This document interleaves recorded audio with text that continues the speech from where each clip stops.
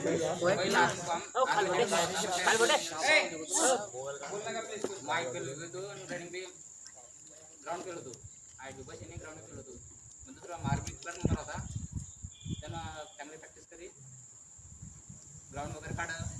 medical काढ 3.5 तास 15 दिवस तक ते क्लिअर होईल पहिला जे लागणार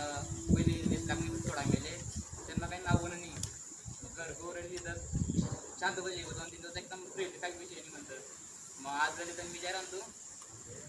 तू का रे रिझल्ट लागणार होई गुगल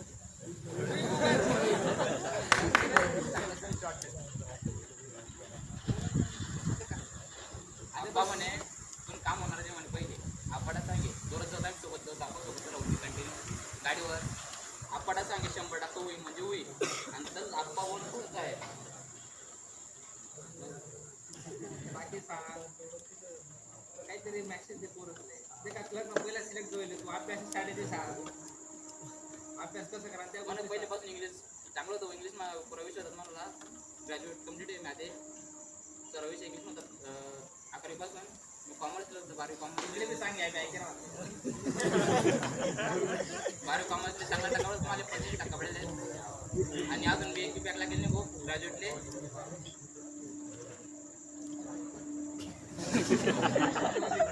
चला ठीक आहे काय विषय आपला क्लासचा सुमित कुमार नंतर सेकंड कॅन्डिडेट असा आहे की तेच पहिले अपयश देतं याच परीक्षा ना पहिले अपयश देतं नंतर त्याला सक्सेस माहीत पडणं की तेवढा 4-5 दिवस ड्युरेशन असणार जो का त्याला ते काय ॲक्च्युली रिझल्ट 2 दिवस पहिले लागणार रिझल्ट लागणार की ते रिझल्ट नव्हता त्यावेळेस नंतर सेकंड डेज लागणे सेकंड डेज मग तो सिलेक्ट झाला ॲक्च्युली त्याला माहीत पडणार नाही ते रिझल्ट लागेल ते रिझल्ट ना टाईमला त्याच्यासोबत आपला ललित होता तर ललित जोडून सांगे तू सिलेक्ट होई घ्या पण तेल खरं पडे नाही असं कसं काय होईल कारण की त्या इतिहासाचा पहिला अंदाज आर्मी क्लर्कले सेकंड डेज लागेल आजपर्यंत कोणताही सेकंड डेज लागेल नाही ऑल इंडिया मेरिट रास त्यांना मग तो 16 नंबरला कोण आता लिहितात त्यांनापैकी 2 नंबर लिस्ट देणार एक वर्ष काढावा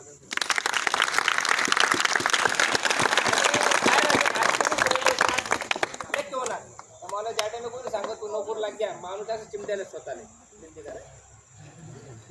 कारण काय म्हटलं खरं नाही पटत खरं पडत त्या माणूसले मला त्याला सांगितून काम होई जायले मग त्याला कसं वाटत नाही की मग त्यांना कॉल ना मला दुपारी ललित म्हणतात काम जाय तर खरं पडणार म्हणजे मित्रांनी मी पहिली 7 लिस्ट दोघे लिस्ट चेक करा आणि बेस्ट नंबर मॅच करा काम सिलेक्शन मध्ये जातं ॲक्च्युली निकाल 21 तारीख रात्री लागे झाला होता म्हणजे बेरोजगार म्हणजे रातकाळी देणे समजा ना का त्याला ते निकाल रात्री लाग झाला होता 21 तारीख रात्री तो सिलेक्ट मध्ये झाला पण ते का नैराश्य राज अपयश प्रत्येक ते काही बिलेटवर मारले ते नाही ठीक आहे नो प्रॉब्लेम आणि ते का नापास जाया दुसऱ्या दिवस त्याला मी खूप कमी त्याची लिहू नको अरे काय दर काय जिथे मांडून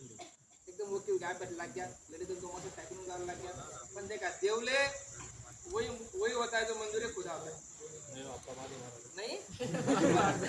तर ते का त्याला नशिबा वर्दी होती वर्दी भेटी घेतले आणि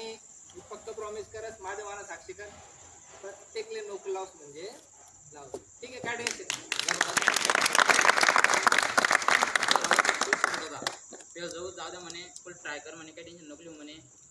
नापास तर नापास पास तर पास म्हणे काही टेन्शन नाही म्हणे सर्व सोबत होता फुल सोबत होता काही टेन्शन नव्हतं करावालाच ना काही वार मग जाऊ नये बोल मी या वर्षात वार मग बोलली मी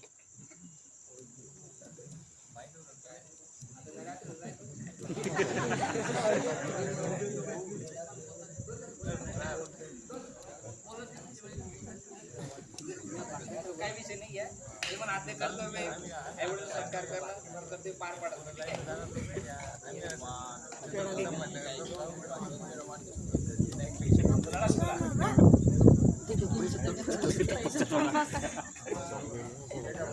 मोठी